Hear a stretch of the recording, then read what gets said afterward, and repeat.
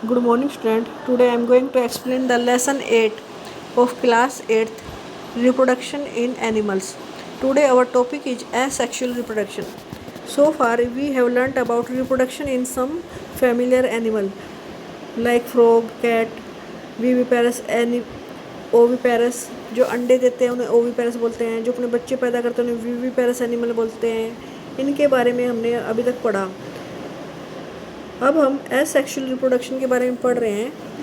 Mainly जो very small animal है like hydra या माइक्रोस्कोपिक ऑर्गेनिज्म लाइक अमीबा, इनमें रिप्रोडक्शन किस तरह से होता है। सबसे पहले हम हाइड्रा के बारे में बात करेंगे। ये वाटर में पाया जाने वाला एनिमल है। अगर हम इसकी स्लाइड्स में देखें, हाइड्रा को परमानेंट स्लाइड देखें तो हम ऑब्जर्व करेंगे यूजिंग हैंड लेंस या माइक्रोस्कोप, तो हमें एक बल्ज लाइक स्ट्रक्चर मिलेगा। ये है bulge like structure from the parent body. Count the number of bulges that you see. आप अगर बल्ज देखोगे तो 2-3 बनी हो सकते हैं। The size of bulge, draw the diagram of hydra. तो आपको ये डायग्राम भी ड्रॉ करना है। इसमें जो हाइड्रा की जो पिक्चर है वो देखो ऐसी है। इसमें जो ये बल्ज है ये क्या है, नया जीव बनने वाला है। तो यहाँ से ये बड़ा डेवलप हो जाता है कुछ टाइम के बाद।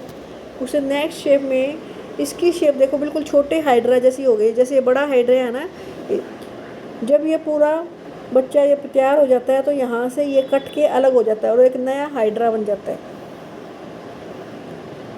इन each hydra there may be one or more bulge. तो हर एक हाइड्रा में एक या एक से ज़्यादा बल्ज हो सकता है, जिसे बड बोलते हैं। These bulges are the developing new individual, और ये नए बच्चे बनने वाले होते हैं। And they are called buds. Recall the presence of buds in yeast, जैसे हमने 7th क्लास में ईस्ट में देखी थी budding. In hydra to the new individual develop as outer growth from a single parents. एक ही पेरेंट से कई बच्चे बर्ड्स के रूप में निकल सकते हैं और फिर वो डेवलप होते रहते हैं। जब वे मैच्योर हो जाते हैं तो अपने पेरेंट्स से अलग हो जाते हैं। This type of reproduction which only A single parents involve, जिसमें केवल एक पेरेंट्स टेक पार्ट करता है रिप्रोडक्शन में, उसे बोलते हैं asexual reproduction. Since new individual develop from the buds in hydra, this type of asexual reproduction is called budding। और इसमें बर्ड से नए इंडिविजुअल बनते हैं, इसलिए इसे बर्डिंग बोलते हैं। और इसमें केवल एक सिंगल पेरेंट्स टेक प्लेस करता है, तो उन्हें बोलते हैं एसेक्सुअल रिप्रोडक्शन।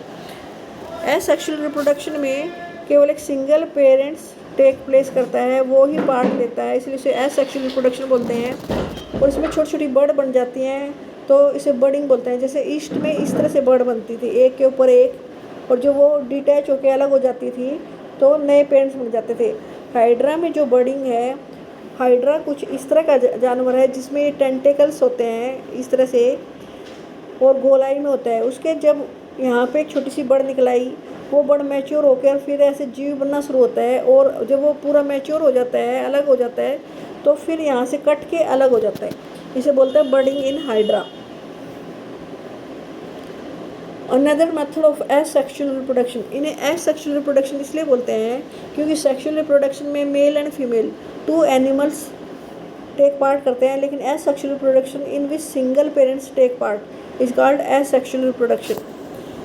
और ये अधिकतर माइक्रोस्कोपिक ऑर्गेनिज्म होते हैं। अगर हम अमीबा को देखें, अमीबा क्या है, पॉन्ड्स में पाए जाने वाला सिंगल सेल है, यूनिसेलुलर ऑर्गेनिज्म है। जैसे ये अमीबा है, उसकी कोई फिक्स शेप तो होती नहीं। फिर जब ये डिवाइड होने पे आता है तो पहले इसका न्यूक्लियस 2 पार्ट्स में डिवाइड हो जाता है।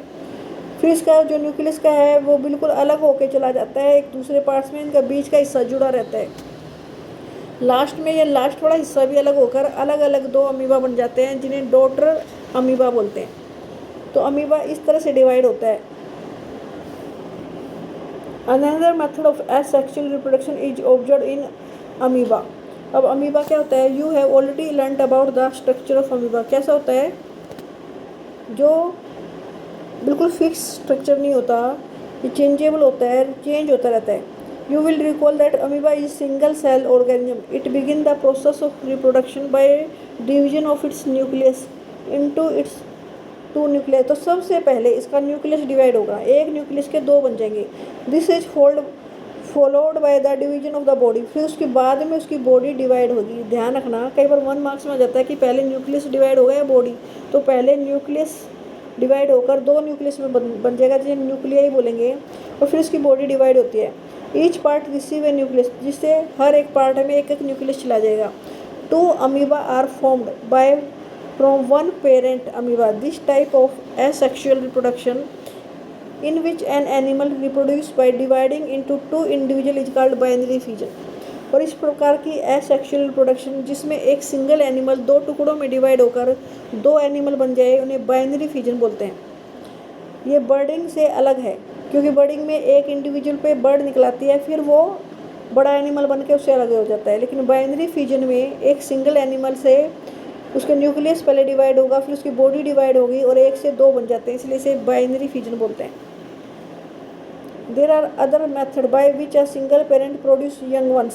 You will study about them in higher class। ऐसे और भी केस हैं जिसमें एक सिंगल से एसेक्सुअल रिप्रोडक्शन होती है, जिनमें तो मल्टीपल फिजन भी होता है, जैसे प्लाज्मोडियम में होता है। इसके बारे में आप 9th क्लास के या 10th क्लास में पढ़ोगे।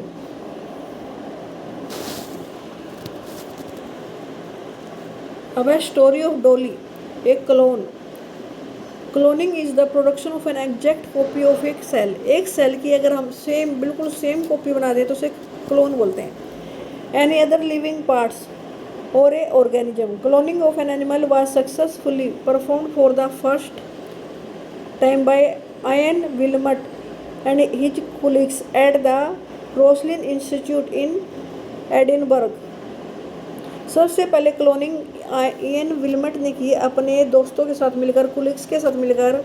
The successfully clone A ship, और उन्होंने एक शिप बनाई जिसका नाम उन्होंने रखा डॉली। डॉली वाज बोर्न, और वो डॉली 5 जुलाई 1996 में बनी।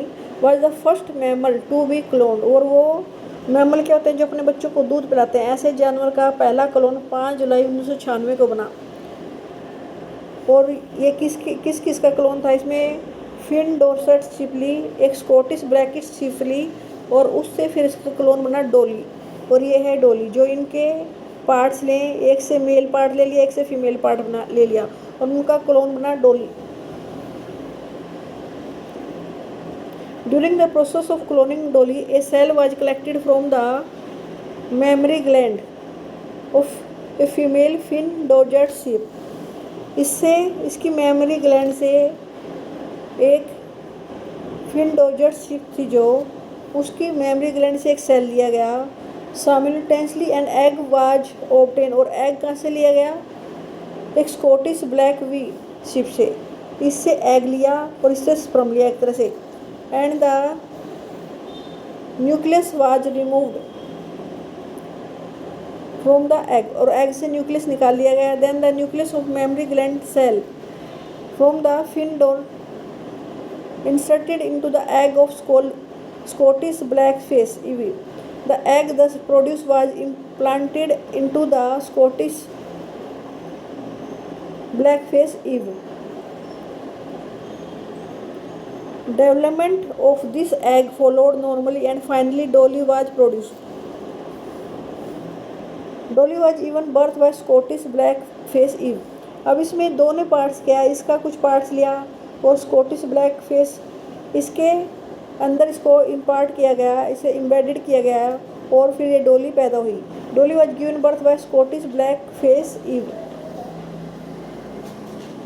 It was to be absolute nucleus from the egg of Scottish black face was removed. Dolly did not show any character of Scottish black face ewe.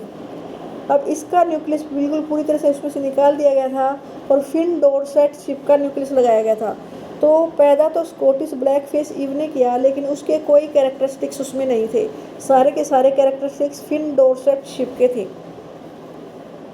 Dolly was a healthy clone of a Finn Dorset sheep. तो किसका clone था वो? इसका, fin Dorset ship का। लेकिन इसे पैदा किया स्कॉटिश ब्लैक शिप ईव ने। उसका न्यूक्लियस उसमें से निकाल दिया गया था, तो जिसका न्यूक्लियस होगा उसी के गुण उसमें आएंगे। तो फिन डोरसेट शिप के गुण सारे उसमें आए, और ये बच्चा था फिन डोरसेट शिप का, लेकिन पैदा किसने किया? Scottish black face ewe. देखो उसकी जो फेस है बिल्कुल सेम ऐसा ही है जैसा कि बिल्कुल फिन डोर्सेट का। Since Dolly, several attempts have been made to produce clone mammals. However, many die before birth or die soon after birth.